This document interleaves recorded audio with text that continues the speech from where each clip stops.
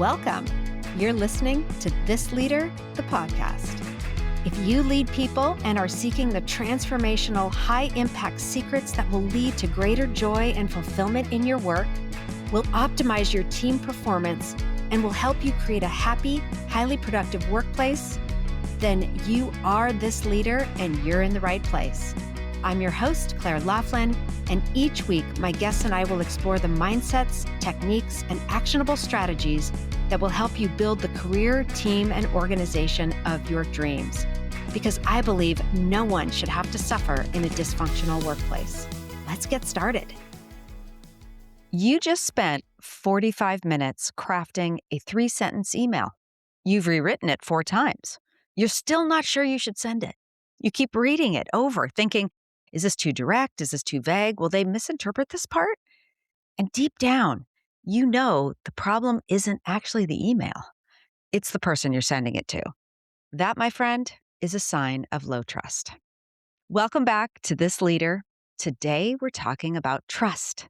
Specifically, we're talking about low trust, what it costs you, how it happens, and the one thing you need to know if you're going to try to fix it. So there's a lot to talk about, my friend, when it comes to trust. Yes. So I imagine that this episode is probably just the first in a little series, because today we're going to unpack specifically what's happening in those relationships where something just feels off. And in future episodes, we'll talk about what happens to entire teams and organizations when trust is low, and also what you can do about it as a leader. Okay. But we have to start here at the personal level, because this is where your power is. And I want to say something about that right up front. When you think through the organizational lens and you think, oh, this place is low trust, right? Cultures of low trust are made up of collections of people acting in a low trust manner. Okay. They're either not trusting or not trustworthy or both. So if we want to change the culture, we have to start with ourselves. And whether you're in a low trust relationship yourself, right? Or you're a leader watching your team members struggle with low trust dynamics, or you're seeing low trust in other parts of the organization, understanding these patterns, it's going to give you clarity.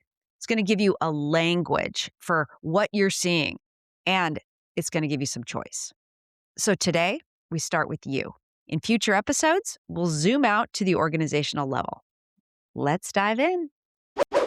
Here's the thing about trust. You don't really need a definition to recognize when it's missing. We've all been there. Maybe you're there right now. Here are some of the feelings you might be having around low trust. Okay, exhaustion. It's like a constant low-grade vigilance that never fully turns off, right? It's this thing. You see their name pop up on your phone and your stomach tightens just a little, like just enough that you notice. Or you're in a conversation with that person and you feel off balance, like you're playing defense, or like you have to be careful about every word. You hear yourself over-explaining simple things because you're trying to head off the misinterpretation that you know is coming. You replay conversations in your head afterward, wondering, did this land okay? Like, what did they really mean by that comment? Should I follow up? Should I clarify? Should I leave it alone? You rehearse conversations before they happen.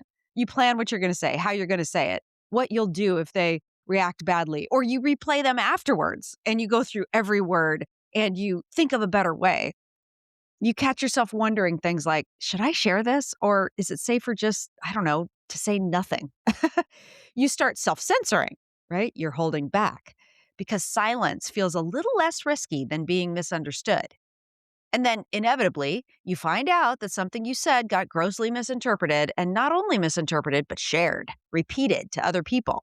And now you're hearing your own words coming back to you, twisted into something you barely recognize, right? And you hear yourself saying, like, I never said that, or that's not what I meant at all, but the damage is done. And here's the part that just makes you want to scream. In low trust relationships, you can do everything right. You can plan every word. You can be perfectly clear. You can stay completely professional, and it's still risky. You're still likely to be misinterpreted because in a low trust environment, people aren't just listening to your words. They're adding layers of meaning. They're looking for what's behind the words. they're not taking you at face value and they're not giving you the benefit of the doubt. They're filtering everything through a layer of suspicion, right? So when you find out your boss made a decision about your project, but you find out in a hallway conversation with another director, for example, you realize you weren't there, you weren't consulted. You found out when someone casually mentioned it in passing 3 days later, or it pops up on a project plan. Here's my name. I'm responsible for this. And your stomach just sort of drops. And it's that, wait, what moment? Or you find yourself wanting witnesses for every conversation. You CC people who don't need to be on the email, right? That starts happening. You bring someone else into the meetings, not because you need their input, but because you just want to make sure that someone else is there to hear what was actually said. All these, my friends, these are signs. These are signs of low trust. And I know I just went on and on about that, but that's the nature of it. It's exhausting, right? Now, compare that to a high trust relationship. You know those too, right? The colleague where you can send a quick sort of typo filled message at 11 p.m. and they just get it. They read it generously. They assume you meant well. You can have those hard conversations without weeks of preparation or the aftermath. You can make mistakes and it's okay. You recover quickly. High trust relationships have breathing room. They have ease. You give each other space to be human. The contrast is stark. So, how does trust erode in the first place, right? You can think about some of these situations as the beginning signs of low trust. And then if they accumulate, they can get really bad. Okay. But how does it erode in the first place?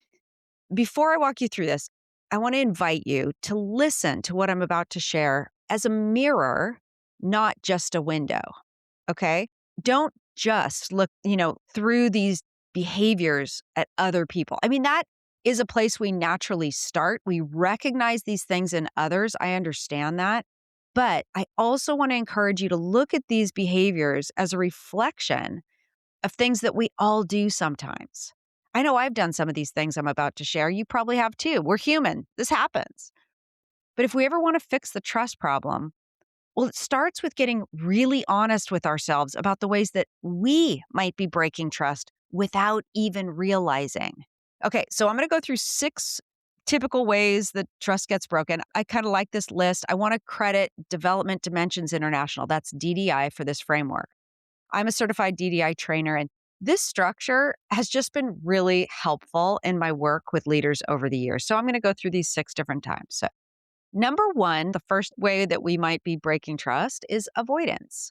Okay, so when we don't address issues directly, you know this one, like when we don't have that hard conversation that we need to have, when we sugarcoat the situation or we hint that there's a problem, but we don't say it clearly, if we complain to someone else instead of going to the source, or when we sidestep the hard stuff and we hope problems will just resolve themselves. Spoiler alert, they usually don't. And while we're not speaking up, collateral damage may be happening. Okay, so all those are signs of maybe we're avoiding something. Number 2 is broken commitments. We say we'll do something and we don't. We've all done this, right? We say we do something and we don't. It's not the end of the world, but if it's a pattern, that's really important. But there's nuance here.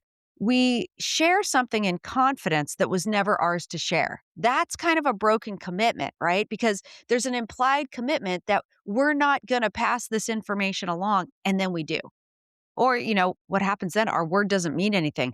Every broken promise chips away at the foundation of our integrity. And that's really important. I mean, often these broken commitments, again, they might not even be things we said we would or wouldn't do, but others just expect them of us because they expect us to act in integrity. And there's other things too. Like, for example, this just happened the other day. I was talking to a client and they were sharing that someone suddenly got let go from their work team. They didn't see it come in at all. There's no explanation. The management never comes. I mean, obviously, no one owes you an explanation, and there's things that can't be shared in situations like that. I get it. But no information, nothing, right? No acknowledgement that this just happened. And it's one of those subtle implied commitments between you and your employer that suddenly got broken. And that is a trust foundation shaker. So just so you know. Okay. So broken commitments is number 2. Number 3, negative assumptions. And I've done episodes on this before about broadcasting positivity and, broadcasting negativity and other things. This is when we project negativity by jumping to conclusions. We don't check the facts. We accuse people. We expect the worst. We operate from our own subjective story without getting curious about what's actually true. And we see what we expect to see. And by the way, we're certain that we're right. Meanwhile, we miss what's really there. And then people around us get the feeling that we're probably making the same negative assumptions about them, right? The minute they leave the room. So, negative assumptions, watch that negativity and how we're interpreting the world, right? Number 4 is inconsistency. When people can't predict how we'll show up, this is a problem. Our support is there one day, but it's gone the next. For example, we have mood swings. Our messages contradict each other. People then are left constantly guessing which version of us they're going to get today. Not good. Not good. I know this one far too well personally, like just from relationships, family relationships in the past. So what happens is that you can't build a foundation for trust because you don't know what you're going to get from the person day to day. It's very unsettling. It's just like being in an earthquake all the time. Number 5 is doubt and control. We doubt other people's abilities or character. We're chronically skeptical. We can't let go. We micromanage. We double check everything. We operate from this like, I have to do it myself or it won't get done right type of mentality. And I'll tell you, that sends a message. It sends a subtle message. I don't trust you. And we might even think that we're being helpful, but under the surface, it's coming from a place of doubt and control. This one pairs nicely with the negative assumption pattern we talked about a minute ago, right? So beware of these. And finally, number 6. Number 6 is when we act from a self-interested place, right? We see the world through what do I need? It's about me, not we. We take credit for the good stuff and we deflect blame for the things that go wrong. We're protecting our own position constantly instead of doing what's best for the team. People see that. They see that, believe me. And so there you have it. There's those 6 ways that we break trust. And the thing is, again, these are easy to notice in other people, but we also need to be on the lookout for ways that we might inadvertently be doing these things. Think about it. Are we avoiding an issue or acting in ways that are too self-interested? I have done that. I've avoided issues for sure. I've acted in ways that are too self-interested. I'll tell you what, I usually have what I consider to be a good reason for that, but the damage can still occur. It doesn't matter whether I feel I have a good reason. If I'm acting and behaving in these ways, the people around me are experiencing sort of breaches in my character, right? They're seeing little cracks in my character and in my ability to show up fully with them. And that's going to compromise trust, right? So if you're projecting negativity all the time or you're operating from doubt and control, it's sending a message. If you're showing up inconsistently, you're wearing your feelings on your sleeve all the time, you're moody, this kind of thing, or you're breaking explicit or implicit promises, boy, I'll tell you, it's just really important to be self-aware here. And of course, these behaviors weave together. It's rarely just one. So in a low trust environment, you're going to see several of these things compounding on each other, which brings me to the spirals. So trust doesn't usually break all at once. It erodes over time. Think of it like a downward spiral. And once that spiral starts moving in the wrong direction, it picks up momentum. So let me explain. Imagine that you perceive someone is withholding information from you. They left you off a meeting invite. A decision got made and you found out later. You feel left out. So what do? You get a little defensive. You get cautious. You start protecting yourself. You're, again, acting from a place of self-interest, perhaps. And maybe, just maybe, you mention this dynamic to someone else. You vent a little. You process out loud with a colleague. And then that person finds out. They hear about it secondhand because those walls, they're thinner than you think. And now they feel like they can't trust you. Okay. So you felt like you had the first hit. Hey, wait, how did I get left off that meeting invite? Then you get defensive. Now the other person is like, hey, what is going on here? Why are they acting like this? Okay. So they get more guarded. They withhold a little more, which confirms your original suspicion, which makes you even more defensive and more cautious. And there's more distance there and more interpretation. Downward spiral, right? It's gathering speed, my friend. It's getting harder and harder to untangle how this whole thing started. Now, I want you to zoom out on that very first moment. That moment right after you notice the withholding. Okay. What if instead of reacting from suspicion, you just paused? You got calm and curious. What if instead of venting to a colleague, you went directly to the person and you said, hey, I feel like I'm missing some context here. Can we talk about this? Calm, direct, curious, not accusatory, not defensive, just honest. Okay. That, my friend, is the upward spiral. It starts with your choice to interpret generously and engage directly. Interpret generously and engage directly. And when it works, when you have that conversation, you get some clarity, something shifts, the tension eases. Trust actually builds a little bit in that very moment, and you experience success. The next conversation gets easier. High trust relationships, my friend, they build on each other, and low trust relationships tear each other down. That is the spiral. Okay, this is the part I really want you to hear because I think this is what most people get completely wrong about trust.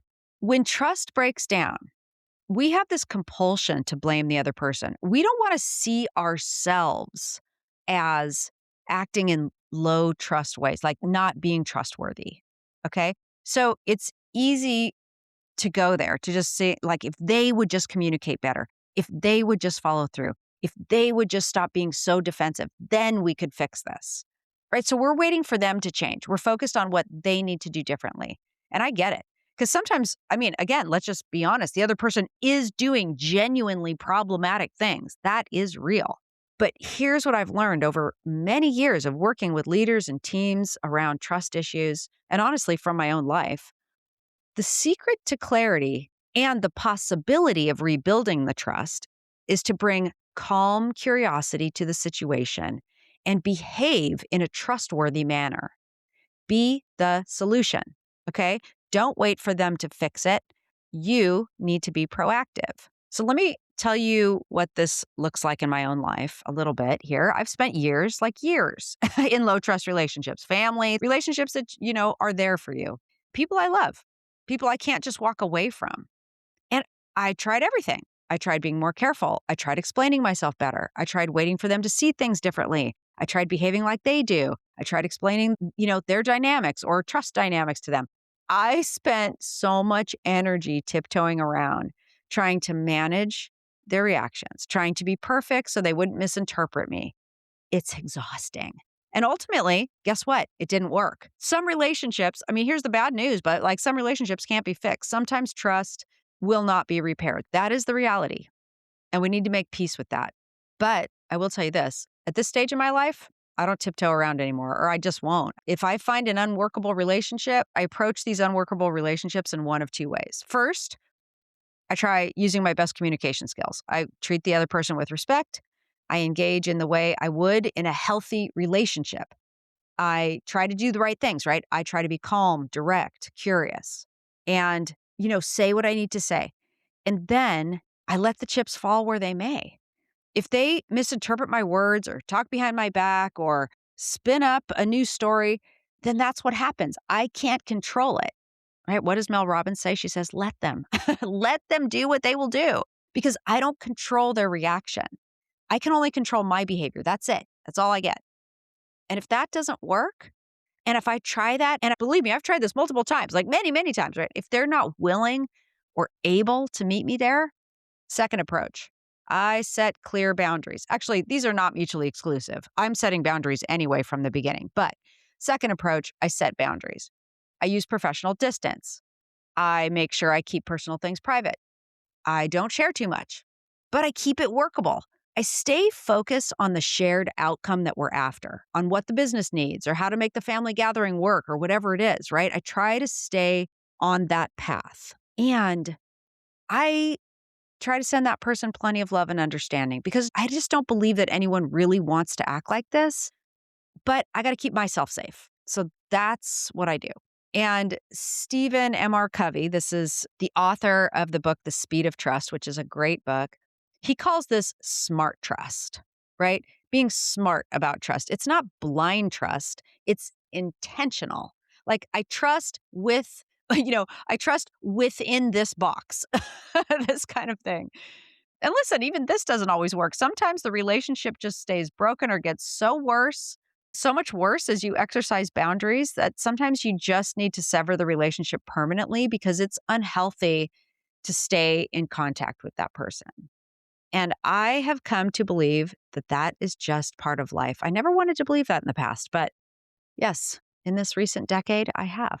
So, what does happen when you approach it this way? When you choose to act in a clear, high trust manner? Well, you get calm, you stop waiting, you stop carrying the weight of trying to manage the other person's feelings and reactions. You get your power back.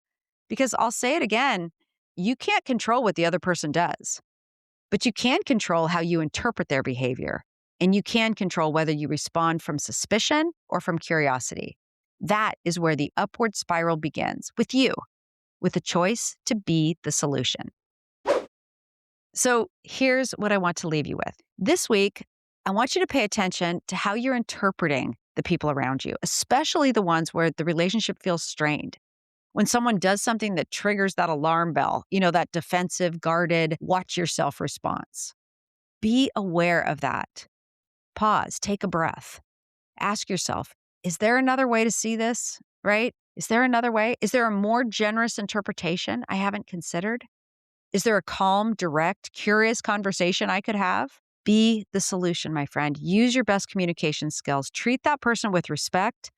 Engage in the way that you would if the relationship was healthy and sort of see where the chips fall. And if that doesn't work, again, set boundaries, keep yourself safe. Anyway, both of those things are true. But stop ruminating on it and stop waiting for them to fix it. Because here's what I know. Low trust relationships, low trust teams and organizations, they don't just underperform. They compromise people, good people like you and me. And if you're feeling that exhaustion right now, if you're carrying that weight, you don't have to keep carrying it alone. This can change, and it starts with one person and one conversation and one choice. So try that this week. When we revisit this topic, we're going to shift to the organizational level. We're going to talk about what happens to teams when trust is low. We'll explore the patterns that you'll see, and as a leader, we'll talk about what you can do about it. And listen, if you're tired of the exhaustion that comes with low trust and you got something from this episode, but you're feeling like it's not enough, I can help, okay? I have a course. It's called Building a High Trust Workplace. And it goes deep into all of these things. It gives you the exact frameworks to turn this around. And plus, there's a bonus course in there called Leading a High Trust Team. It's a very small investment in a very different and high trust future. So you can check it out on my website. It's at clairelaughlin.com/high-trust-workplace. If you go to clairelaughlin.com, it's also under the courses tab. So thank you, my friend, for being here. Trust matters. You matter. The relationships you're building, they matter. And until next time, go lead the way. I hope you've enjoyed this episode. To learn more about my services and for lots of free resources and additional tools to enrich your journey, visit my website and subscribe to my newsletter at clairelaughlin.com. If you have a question about leadership, teams, or organizational culture you'd like me to address on the podcast, please reach out to me at support@clairelaughlin.com and connect with me on social channels at Claire Laughlin Consulting. Until next time, lead the way.